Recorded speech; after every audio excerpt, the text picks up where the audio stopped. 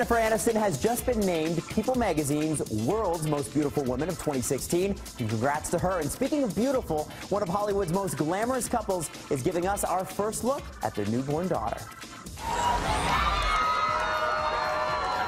Are you ready for a cuteness overload? Chrissy Teigen has just shared her first picture of her and John Legend's newborn daughter, Luna Simone, captioning it, "Hi, my Lulu." Aw. The model and her husband welcomed Luna last Thursday. Teigen has already said she won't be hiding her daughter from social media. What's one accomplishment you're most proud of? My Grammys. Taylor Swift tells all for Vogue magazine's famous 73 Questions video series, obviously filmed before Swift went bleached blonde for her cover shoot. Here's one of the most interesting and candid moments. If I could talk to my 19-year-old self, I'd just say, hey, you know, you're gonna date just like a normal 20-something should be allowed to, but you're going to be a national lightning rod for shaming. Swift also reveals that her biggest fear is Coachella, but we're pretty sure she conquered that this weekend when she hit up the Desert Music Festival for the first time. And by the way, you can get Swift's Vogue interview on your Texture by Next Issue app now.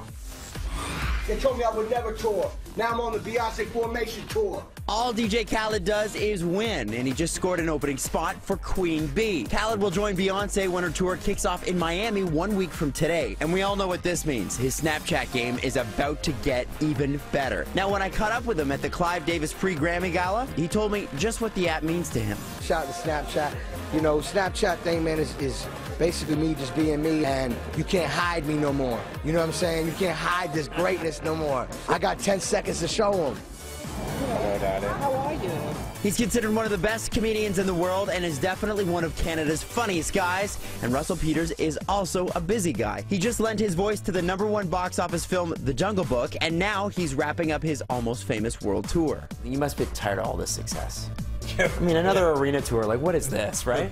Yeah, you know, all that success is so boring.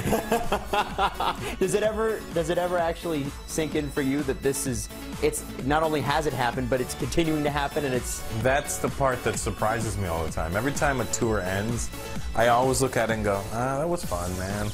I always feel like my career's done at that point. And then it happens again, and I'm like, oh, they still like me. They still like me. Yeah. All right. Your shows are less like a comedy club show, more like a party.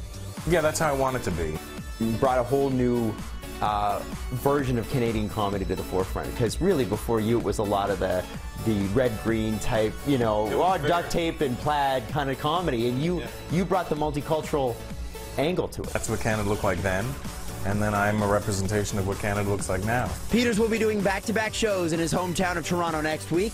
Both will be recorded for his new special, and tickets are on sale now.